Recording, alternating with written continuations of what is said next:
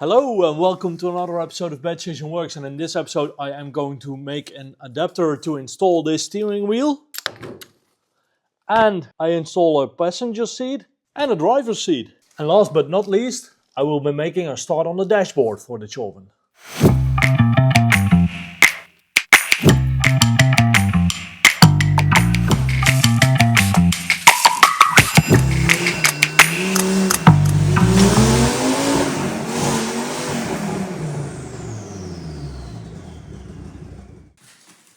To install the steering wheel, I first want to have the seat in position.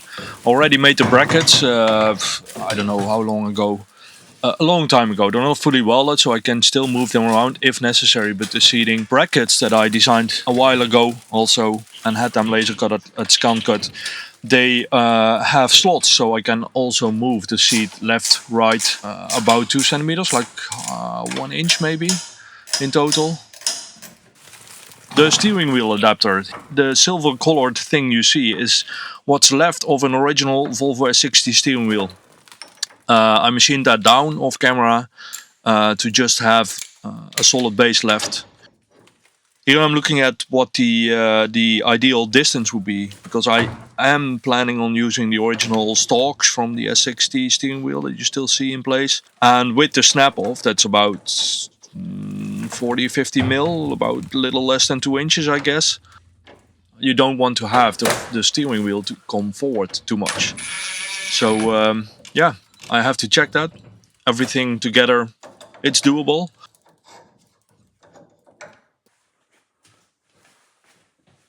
So here I'm machining down a steel disc that is going to fit inside this aluminum piece.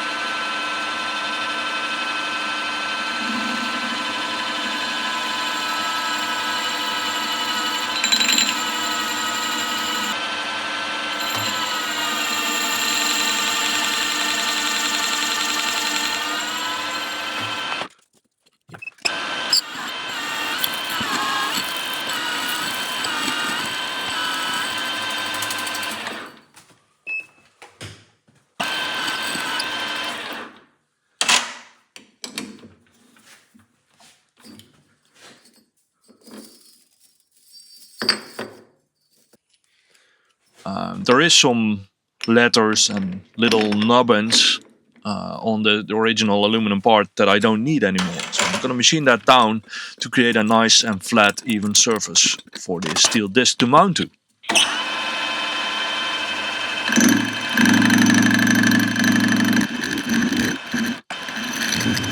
Would have been fun to keep the Volvo marking, but yeah, I want to have a good contact surface, so it has to go.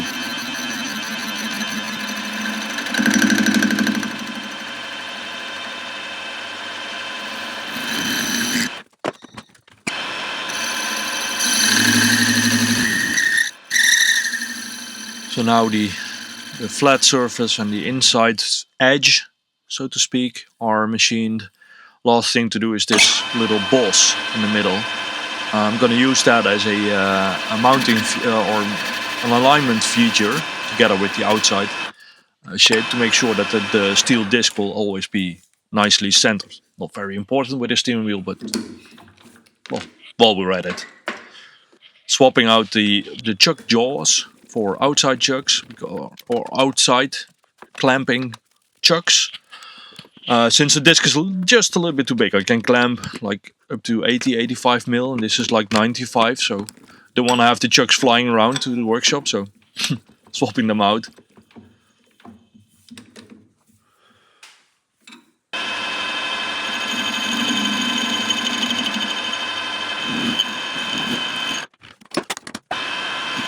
And here I'm machining the little recess to make room for the little bolts that we left on the aluminum part.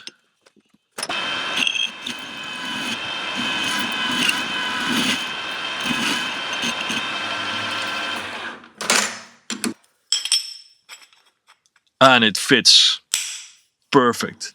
Click. Oh, nice. This is the nicest thing that happens if you machine things, that they like snap together. Not just fit nicely, but like snap together. That's the best thing ever. Drilling out a hole for the bolt that mounts everything. So I'm using the original bolt. There is plenty threads to left to also sandwich this part in between.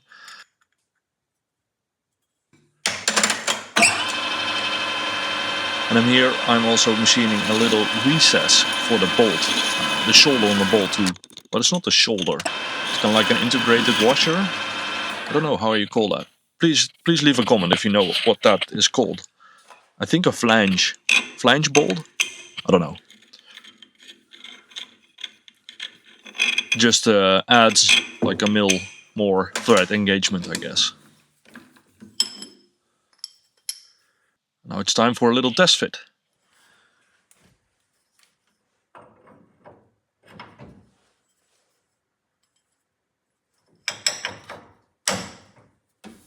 So now the disc and the aluminum part. The aluminum part has spline, so that won't spin on the steering column.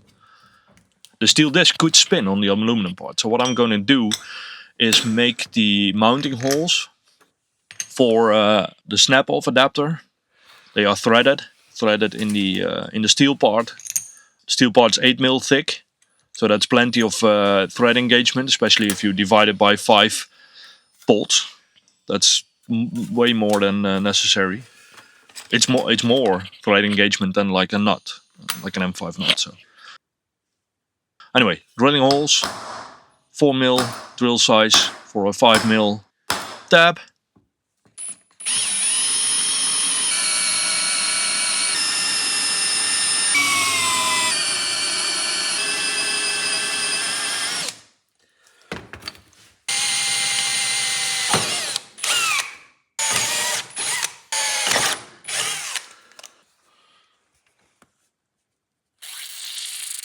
I'm power tapping because this is a through and through. It's a through hole, so with some proper lubrication and the chuck on the drill not tightened too hard, it should be fine.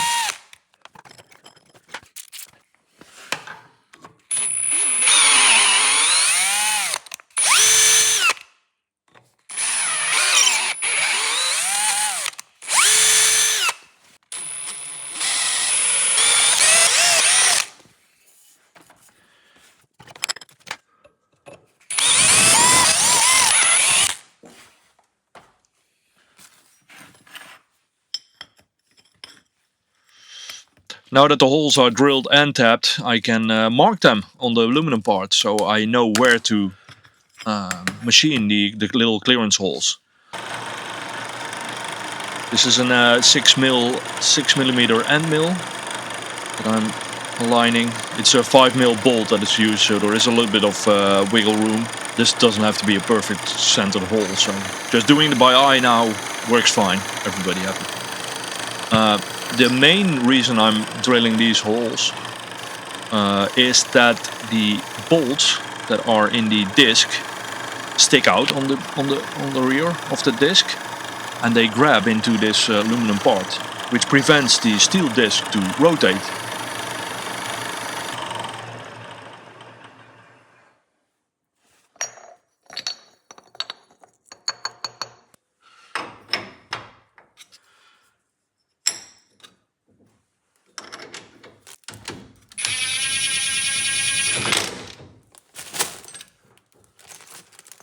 There we go, installing the snap-off adapter, the base plate, using the M5 by 20, 30, I don't know, top of my mind, but using the M5 bolts here, that's perfect.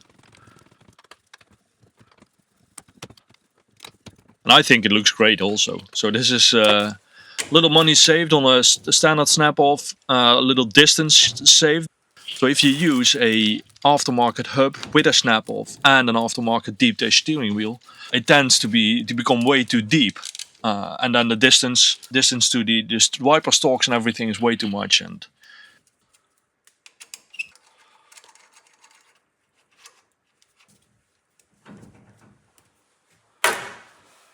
so yeah, now it's done, and here I'm just checking the ergonomics of everything.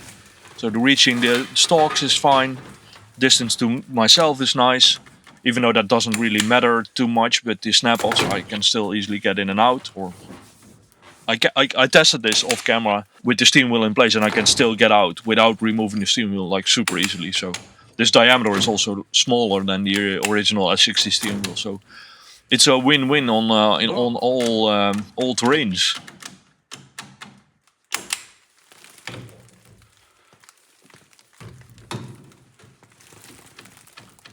Let's fix this first.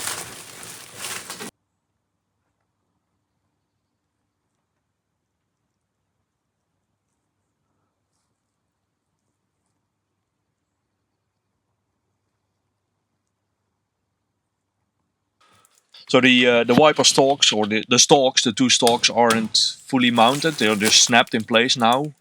Off camera I did tap some M5 holes again, and using some very little bolts, the wiper stalks are now very stable and mounted to the actual steering column.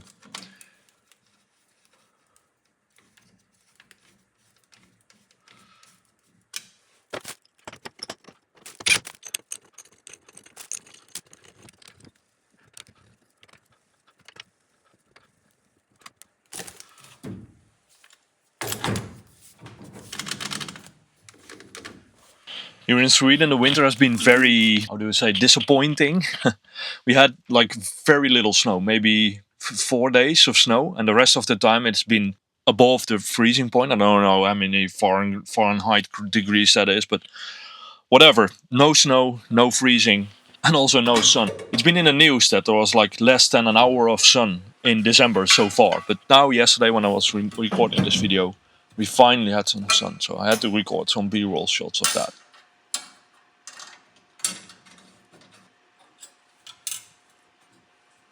Here I'm installing the passenger seat frame bracket things that were laser cut, bent, and powder coated by scan cut. And to figure out the exact location, I wanted to mount the seat and everything first before I tack welded that in place, so I can perfectly align the seat with the rest of the car. There's very little space because it's a small car, but we have to make do with the space that we have. So it's a little bit of a challenge. The challenge is mostly in the driver's seating, with the steering wheel and the pedals and everything. And I even think that I'm gonna move the pedals one more time to match the upright seating position a little bit better.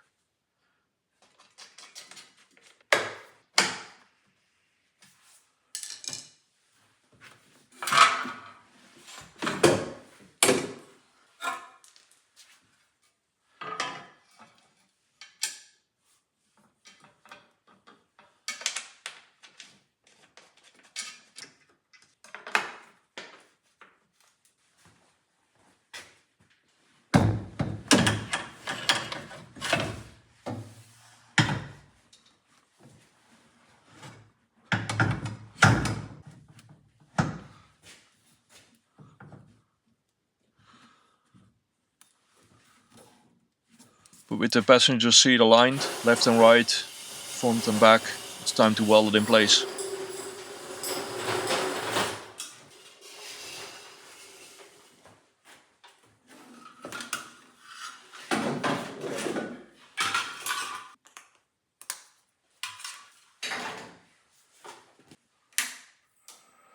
Just some tack welds.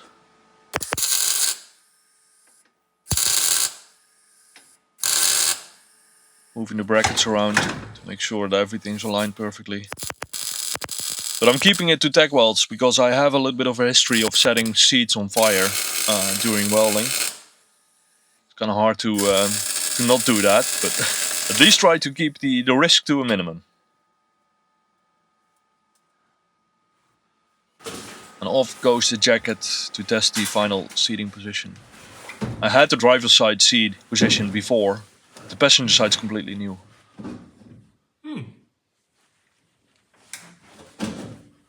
Not bad. It's a little tight, but it's a very small car, so that's not weird. But I think this is doable. Would have been nice if the seats were back, like leaning back a little bit more. But that's... it is what it is. It's just a small car, so there's not much more we can do about this. Yeah.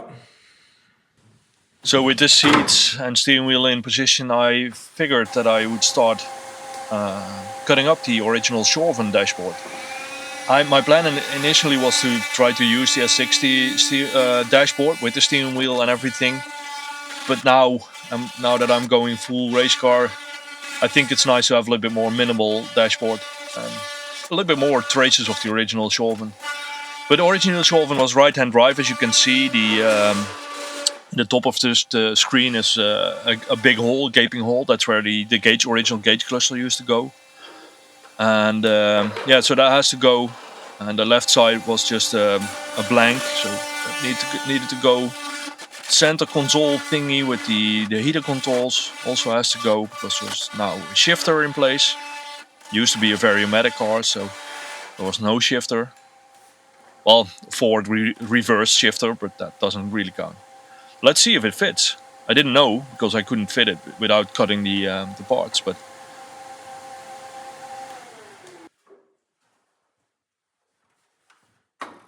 it apparently fits exactly between the bars of the roll cage, which is super nice.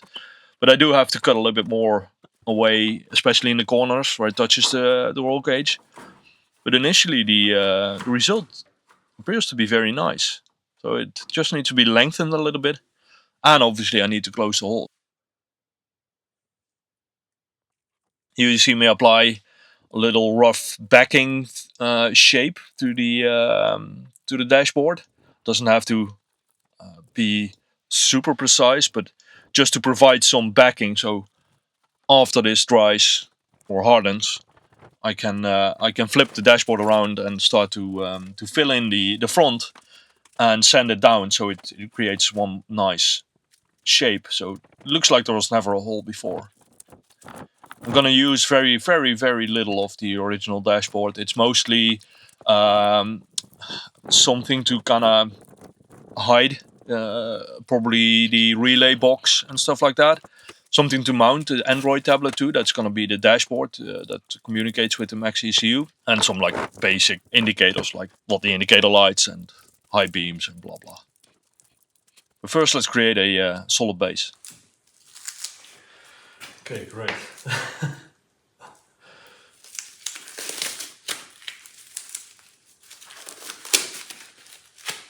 That's enough for today. So you might be wondering why I'm focusing on installing the seats and the steering wheel while I just have the MaxxECU in and etc. Well, the answer is quite simple actually. To be able to install the MaxxECU, I need to know where to install it. Simple question.